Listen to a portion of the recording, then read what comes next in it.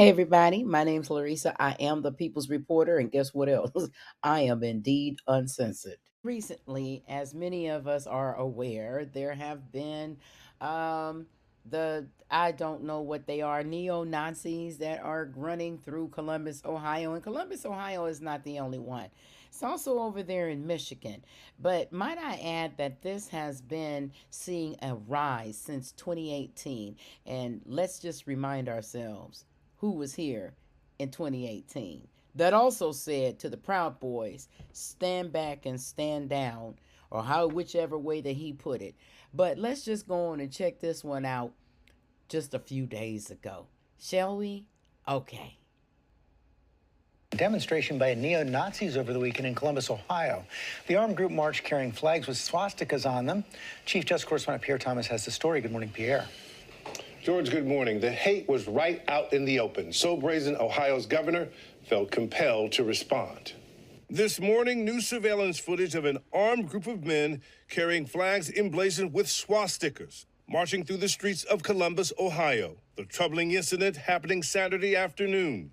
Each person dressed head to toe in all black, masks concealing their faces. They shouted vile and racist speech against Jews and people of color. Ohio's governor denouncing the neo-Nazis, writing, "There is no place in this state for hate, bigotry, anti-Semitism, or violence."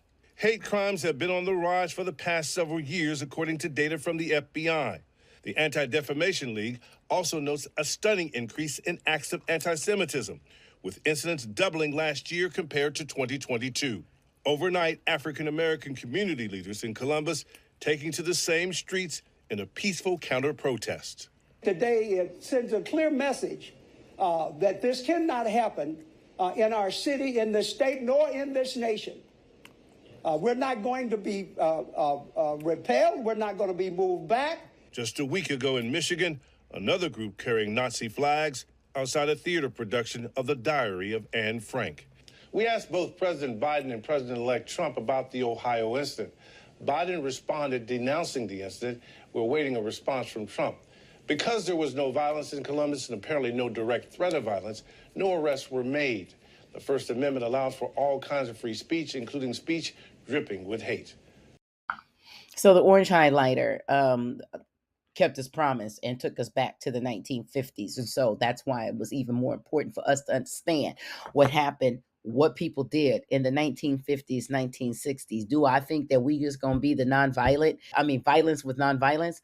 Yeah, I think those days have passed because nobody deserves to be bullied, harassed, or anything else by a group of cowards who choose to still hide their faces. They have replaced the white hoods with the pointed head, which says a lot. You better look at Quentin Tarantino and what he said about that, what he did about that in Django. But what I am saying is, if you're so emboldened to come out there and come bully, harass, and act like you're in the sixth grade, like you go into people's classrooms and just bullying them, tell them to come outside at 3 o'clock, why don't you just go ahead and take the mask off your face? Why don't you just do that? If you're so emboldened, if the 8 or 12 of y'all sitting up there going around, you got nothing else better to do to go around harassing people and trying to pump fear in people. I don't know what your problem is, but go ahead and remove the masks and let us all see who you are. Okay? Yes, we long to meet you. We long to meet you. Society wants to see you. All right?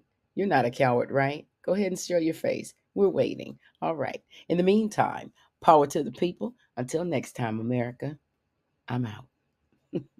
Still uncensored.